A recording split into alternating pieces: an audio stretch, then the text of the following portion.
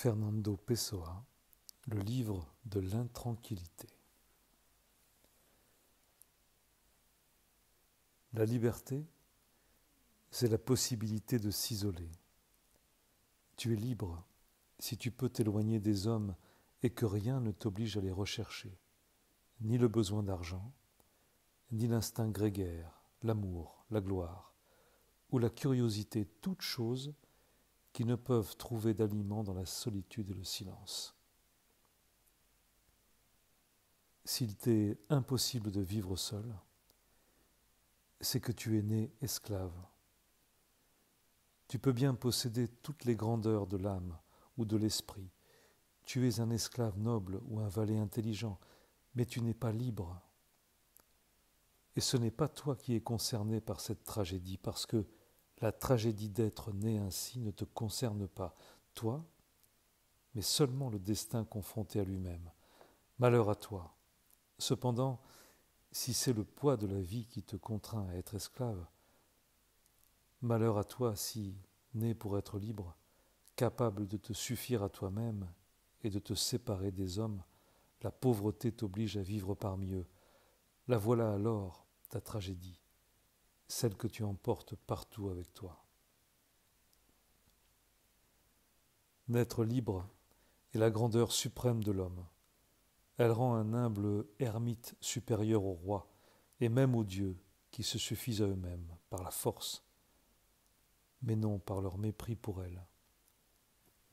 La mort est une libération, car mourir, c'est n'avoir plus besoin de personne.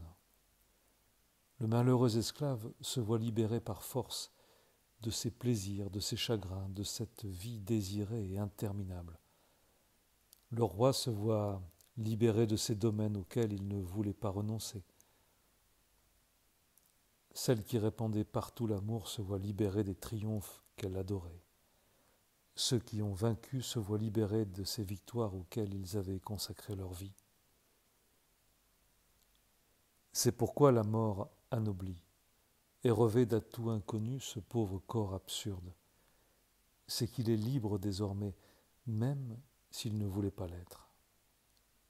C'est que désormais ce n'est plus un esclave, même si c'est en pleurant qu'il a perdu sa servitude, tel un roi dont la plus grande gloire est son titre de roi, et qui comme être humain peut être risible, mais qui comme roi est un être supérieur.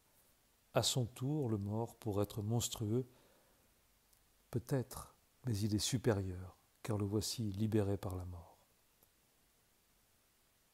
Je referme là les battants de mes fenêtres.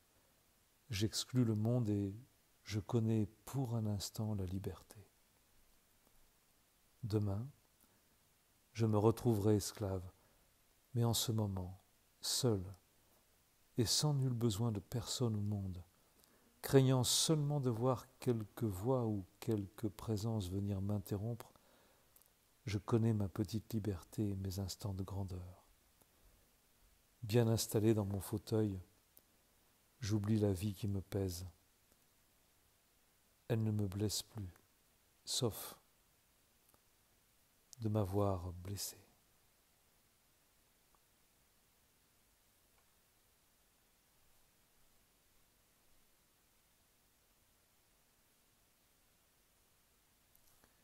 Je suis à peu près convaincu de n'être jamais réveillé.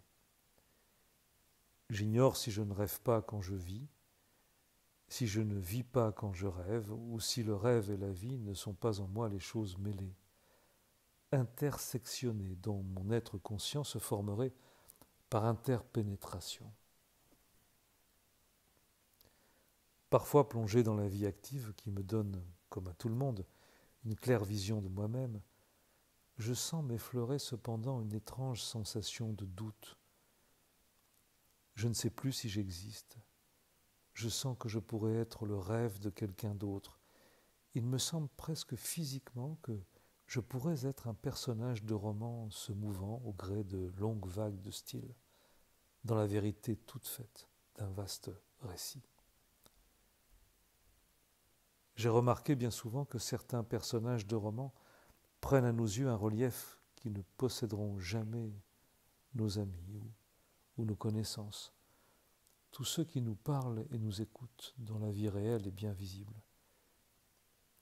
Et j'en viens à rêver à cette question, à me demander si tout n'est pas, dans la totalité de ce monde, une série imbriquée de rêves, de romans, comme de petites boîtes placées dans d'autres plus grandes, et celles-ci, à leur tour, contenues dans d'autres boîtes encore. Tout serait comme dans les 1001 nuits, une histoire contenant d'autres histoires, et se déroulant, fallacieuse, dans la nuit éternelle. Si je pense, tout me paraît absurde. Si je sens, tout me paraît étrange. Si je veux, ce qui veut est quelque chose d'étranger au fond de moi. Chaque fois qu'une action se produit en moi, je m'aperçois que je n'ai pas été moi-même. Si je rêve, j'ai l'impression d'être écrit par quelqu'un d'autre. Si je sens, j'ai l'impression qu'on me peint. Si je veux, j'ai l'impression d'être placé dans un véhicule comme une marchandise qu'on expédie et de me déplacer par un mouvement que je crois volontaire vers un endroit où je n'ai réellement voulu aller qu'après y être parvenu. Que tout est donc confus. Voir vaut tellement mieux que penser, et lire tellement mieux qu'écrire.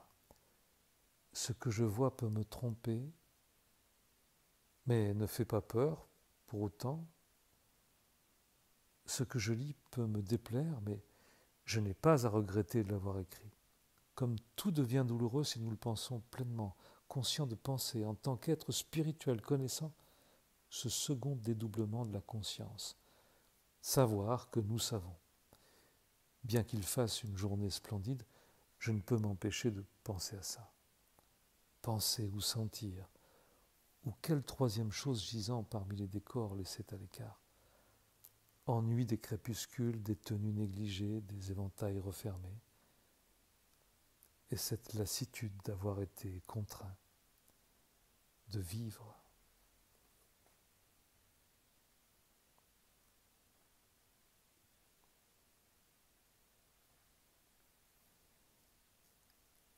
Mon habileté à élaborer les rêves complexes m'a amené à créer des obstacles inutiles dans ma vie. En détruisant l'unité de mon esprit, j'ai libéré de légères impulsions, tout à fait capables de se contenir et de se lâcher. Étant fortes, subtiles, mais assez puissantes pour devenir sacrificiellement des instincts réalisables. À force de me rêver, je me suis vu en rêve avec netteté, mais me voyant alors tel que je suis, laid et grotesque, la poursuite de mon rêve elle-même a échoué.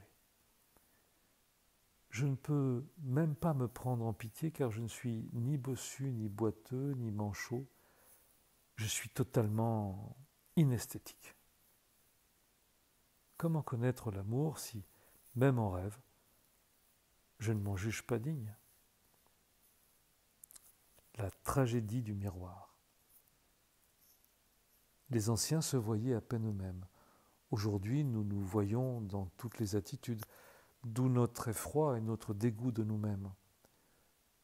Pour pouvoir vivre et aimer, tout homme a besoin de s'idéaliser à ses propres yeux, lui-même et ceux auxquels il s'attache. C'est pour cela que nous nous aimons. Dès que je me représente à moi-même et me compare à un idéal, même peu élevé, voire plutôt bas de beauté, aussitôt je renonce à la vie réelle et à l'amour. Le faux sentiment esthétique des Grecs. Qu'il devait être malheureux ce peuple capable de concevoir de pareils statues et en même temps aussi imparfait physiquement, forcément, comme l'est tout homme réel. Ou plutôt, les Grecs auraient été extrêmement malheureux s'ils avaient ressenti ce contraste, mais aucune trace de ce sentiment dans leur littérature. C'est qu'un tel sentiment est purement moderne. L'homme antique ne connaissait pas l'objectivation de sa propre personnalité. Cela devait venir et se révèle en effet dans le christianisme. Même une belle femme ne satisfait pas comme une belle femme qui regarde une statue.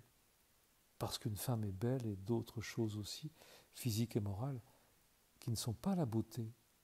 Une statue est seulement belle, et en outre seulement pierre. Mais la pierre n'est rien pour nous. C'est pourquoi nous la méprisons, ne voyant rien que la beauté.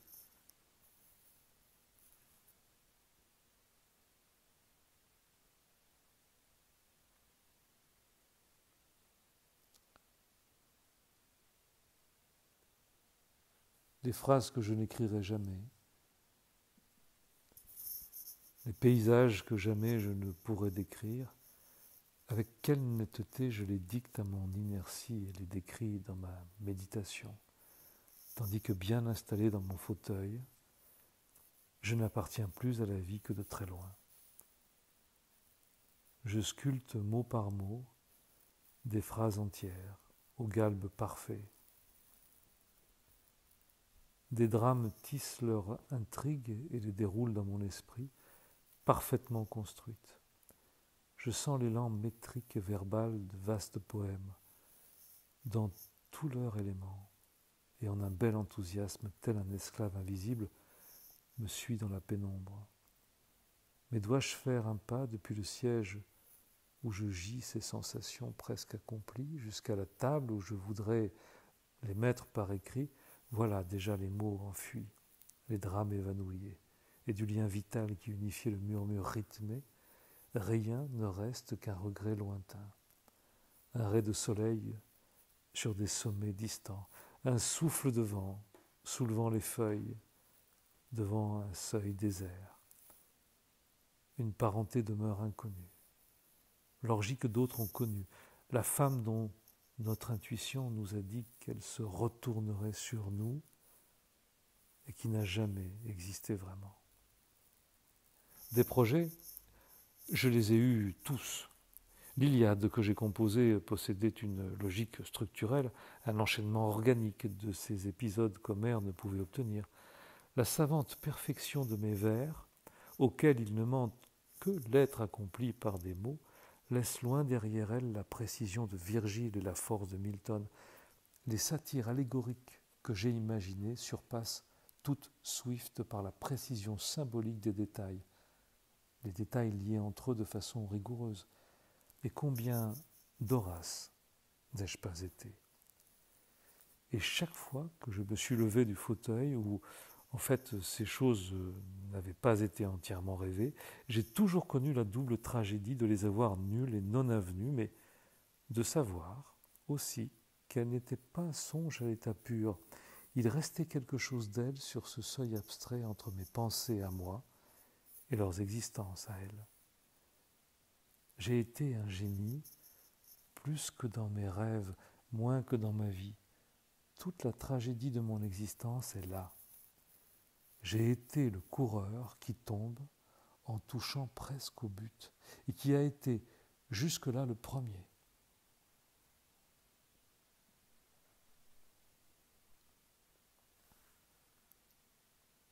S'il existait en art la profession de perfectionneur, j'aurais eu dans la vie une fonction véritable. Arriver, une fois l'œuvre réalisée par quelqu'un d'autre, et puis ne travailler qu'à la perfectionner. C'est peut-être ainsi que s'est faite l'Iliade, mais surtout ne doit pas avoir à faire l'effort de la création primordiale. Combien j'envie ceux qui font des romans, qui les commencent, les écrivent et les achèvent. Je peux les imaginer, ces romans, chapitre par chapitre. J'imagine parfois jusqu'aux phrases, des dialogues ou des passages intermédiaires. Mais je serais incapable de jeter sur le papier ces rêves d'écriture.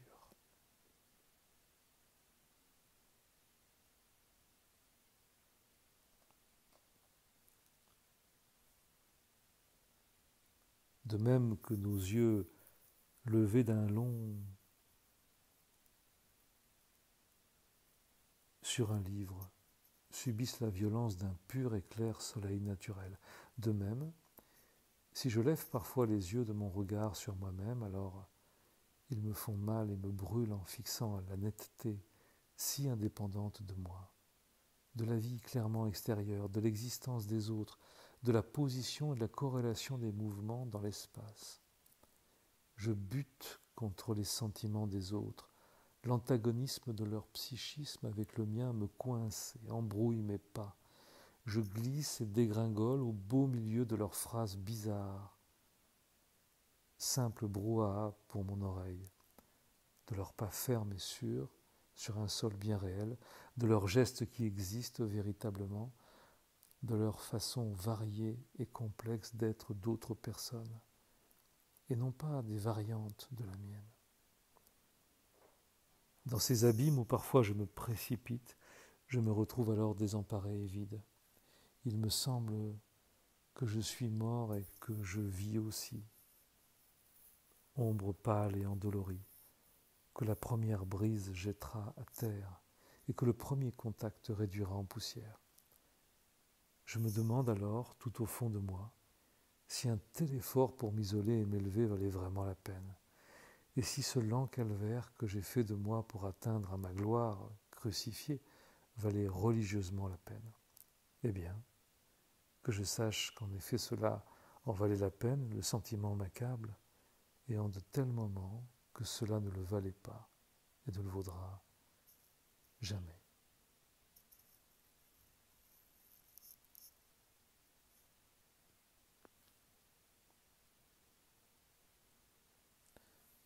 La manie de l'absurde et du paradoxe est la gaieté animale des gens tristes. De même que l'homme normal préfère les idioties par simple vitalité et sous une simple poussée de sang donne de grandes tapes dans le dos du voisin, de même, les infirmes de l'enthousiasme et de la gaieté font des galipettes de l'intelligence et, à leur manière froide, exécutent des gestes chaleureux de la vie.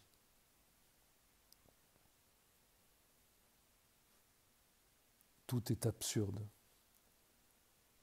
Celui-ci consacre sa vie à gagner de l'argent pour le mettre de côté sans avoir seulement d'enfants à qui les laisser, ni le moindre espoir de voir un ciel quelconque réservé un sort transcendant à sa fortune. Cet autre consacre tous ses efforts à se faire une réputation qui ne lui servira qu'une fois mort. Mais il ne croit pas à la survie qui lui permettrait de jouir de cette même réputation. Cet autre encore s'épuise à rechercher 1000 choses qu'en fait il n'apprécie nullement. Un autre un peu plus loin, celui-ci lit pour savoir inutilement. Cet autre jouit pour vivre tout aussi inutilement. Je me trouve dans un tram et j'examine lentement à mon habitude tous les détails concrets des personnes qui se trouvent devant moi. Pour moi, les détails sont des choses, des mots, des phrases.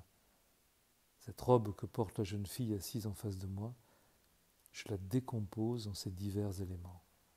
L'étoffe dont elle est faite et le travail qu'elle a demandé. Puisque je la vois en tant que robe et non pas comme morceau de tissu. La fine broderie qui borde le ras du cou se décompose à son tour.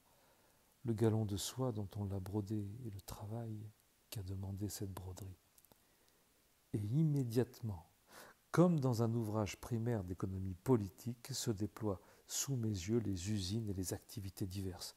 L'usine où on a fabriqué le tissu, l'usine où on a fabriqué le galon, d'un ton plus foncé qui a servi à orner de petites choses entortillées, l'endroit qui fait le tour du cou. Et je vois les ateliers dans les usines, machines, ouvriers, cousettes, mes yeux tournés vers le dedans pénètrent dans les bureaux, je vois les directeurs chercher un peu de calme et je surveille dans les registres la comptabilisation de chaque chose. Mais je ne m'arrête pas là. Je vois au-delà la vie familiale de ceux dont la vie quotidienne s'écoule dans les usines et dans les bureaux. C'est la vie sociale tout entière qui s'étend sous mes yeux, du seul fait que j'ai devant moi, au-dessus d'un cou brun, qui de l'autre côté supporte je ne sais quelle tête, une bordure irrégulièrement régulière, d'un vert sombre sur le vert plus clair de la robe. En outre, je devine les amours, les cachotteries et l'âme de tous ceux qui sont là, qui ont œuvré pour que la femme qui se trouve là, devant moi, dans un tram, porte autour de son cou de mortelles la sinueuse banalité d'un galon de soie vert, faisant des grâces au bord d'un tissu, d'un verre un peu plus clair. J'ai le vertige, les banquettes du tram garnies de paille au brin alternativement plus fin et plus robuste m'emportent vers des régions lointaines, se multiplient en industrie, ouvriers, maisons d'ouvriers, existence, réalité, tout. Je descends du tram épuisé, somnambulique, j'ai vécu la vie tout entière.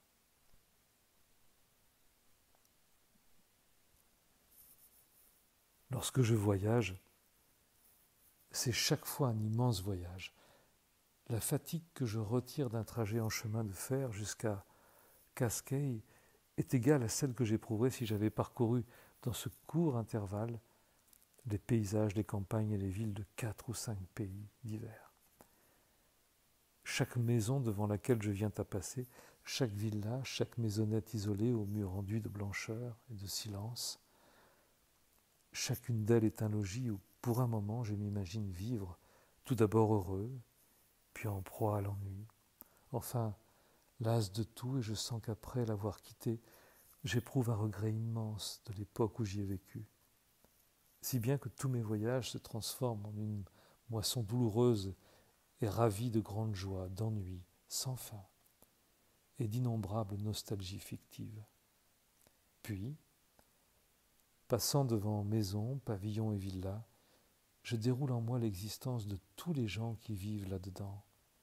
Je vis à la fois toutes ces vies domestiques. Je suis le père, la mère, les enfants, les cousins, la bonne, le cousin et la bonne. Tout cela en même temps, grâce à cet art spécial qui me permet d'éprouver simultanément diverses sensations distinctes et de vivre en même temps, tout à la fois du dehors en les voyant et du dedans en me les éprouvant moi-même, la vie de diverses personnes.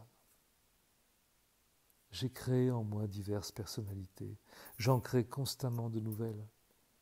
Chacun de mes rêves s'incarne dès son apparition en quelqu'un d'autre qui se met à rêver à ma place. Pour créer, je me suis détruit. Je me suis extériorisé au-dedans de moi à tel point qu'en moi, je n'existe plus qu'extérieurement.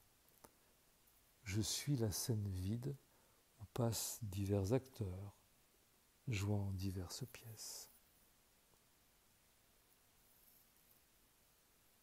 Rêve triangulaire. Tandis que je dormais sur la dunette, j'ai tressailli, car mon âme de prince lointain a été traversée par le frisson d'un présage. Un silence bruyant de menaces a envahi, telle une brise livide, l'atmosphère visible de la petite pièce. Tout cela vient de ce que le clair de lune jette un éclat excessif sur l'océan. L'océan qui n'en doit plus mais tressaille. Il devient évident maintenant, sans que je les ai encore entendus, que des cyprès se dressent auprès du palais du prince. L'épée du premier éclair a vaguement voltigé dans l'au-delà. La clarté de la lune a la couleur d'un éclair sur la haute mer, et tout cela signifie qu'il n'est plus que ruine et passé. Déjà lointain, le palais du prince, que je n'ai jamais été. Tandis que le vaisseau se rapproche, fendant les eaux avec un son lugubre, la petite pièce s'obscurcit lividement. Non, il n'est pas mort, il n'est pas prisonnier quelque part. Je ne sais ce qu'il est devenu, ce prince, ni en quelle chose glacée et inconnue s'est transformé aujourd'hui son destin.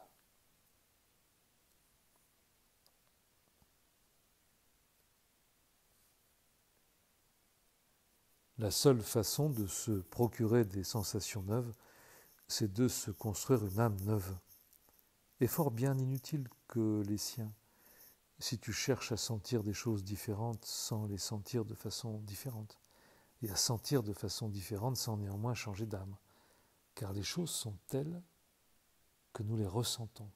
Depuis combien de temps sais-tu cela sans vraiment le savoir? Et la seule façon de faire qu'il y ait des choses nouvelles est de sentir des choses nouvelles. C'est de faire du nouveau dans ta façon de les sentir. Changer d'âme, comment? À toi de le découvrir. Dès le moment où nous naissons jusqu'à celui où nous mourrons, nous changeons lentement d'âme, tout comme nous changeons de corps. Arrange-toi pour que ce changement soit rapide, de même que dans certaines maladies ou convalescences, le corps change rapidement lui aussi. Ne jamais nous abaisser à donner des conférences, qu'on n'aille pas croire que nous avons des opinions ou que nous descendons au niveau du public pour nous adresser à lui. S'il en a envie, qu'il nous lise. D'ailleurs, toute conférence a l'air d'un acteur, personnage que l'artiste de talent méprise, car c'est le laquais de l'art. Le monde appartient à ceux qui ne ressentent rien. La condition essentielle pour être un homme pratique, c'est l'absence de sensibilité.